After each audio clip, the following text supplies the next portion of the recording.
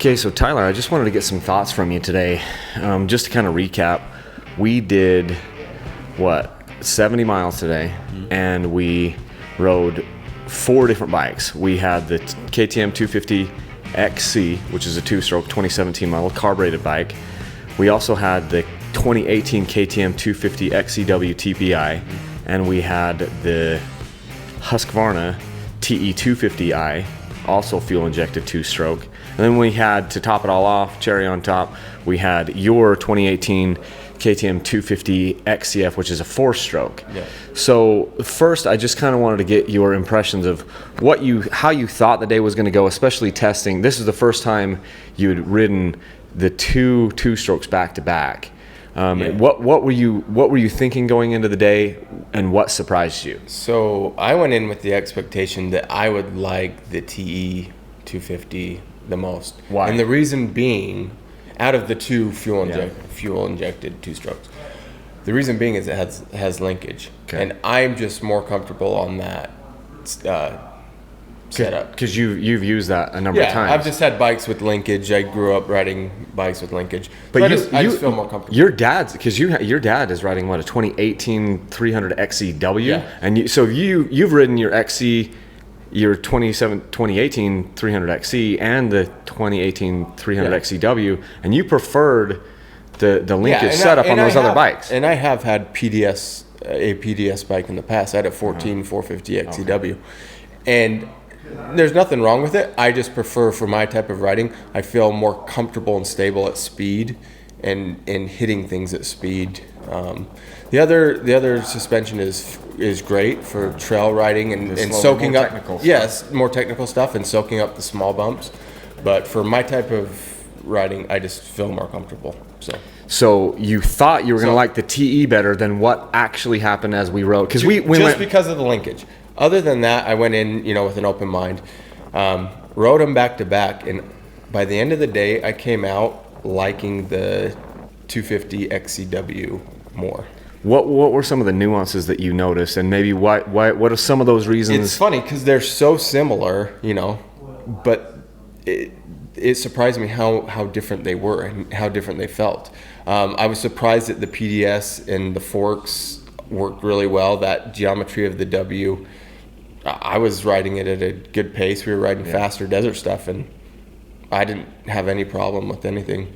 And the TE 250, I don't know. There's something different about. I don't know if it's a subframe or what. It just felt more rigid, not as soft and plush and comfortable to me. So the bars did also feel different. I don't know. Yeah, because there's a different triple clamp up there. Yeah, and I had tried to set the bikes up the same. I had the exact same tires on them. I had the clickers in the same positions. We did the same pipes. I went through a lot, trying to make them the same, and they did feel different. They're very similar, but those differences were enough to sway me towards that 250 XCW. What about the power delivery? Now, speaking about, you also rode my 250 XC, which is carbureted. What did you think about the carburation versus the EFI? And so if I had to pick out of those three, I would still probably take your carbureted 250 XC. Why? Just for the fact that the XC platform is what I'm comfortable with. So I might be biased, but that's what I felt the most comfortable on. Was it because of the gearing, the suspension? The gearing, the suspension, everything all together, the total package. Because you tend to push pretty hard, especially if you got enough room to get ahead of steam, you tend to push hard. So you felt more comfortable pushing hard? Yeah, more comfortable pushing it hard on the XC. Now I will say the engine and the responsiveness of that fuel injection, what they've done is amazing. I mean, totally crisp. If you could put that fuel injected motor in the XC frame, I think that would be an amazing bike. The ultimate. What about the way? Talk about which bike felt lighter. We know that the XC, my 250 XC, is lighter. It's about 7 pounds lighter than the KTM. It was about 14 pounds or 15 pounds lighter than the Husqvarna. Which felt the lightest? That's the other thing that surprised me, because both of those fuel-injected bikes are heavier than the carbureted XC, and it actually felt the opposite. the two fuel injected bikes feel lighter than the XC carbureted bike. Yeah. And the 250 XCW, the KTM fuel injected 250, feels lighter than the Husky. It felt the lightest out of the whole bunch. So you give kind of the nod of the one that you felt the most comfortable to the KTM 250 XCW TPI over the other, right? Yes. So I would say just because of the lighter feel, I felt more stable on it for whatever reason, which is odd to me because the Husky has linkage. But it felt super comfortable and plush, and had a blast on it. What about the forks? Air fork versus the Explorer 48 I would fork? still take the air fork. I love the adjustability. That's a big plus. And I do think that it handles at speed things better, especially the whoops and things like that.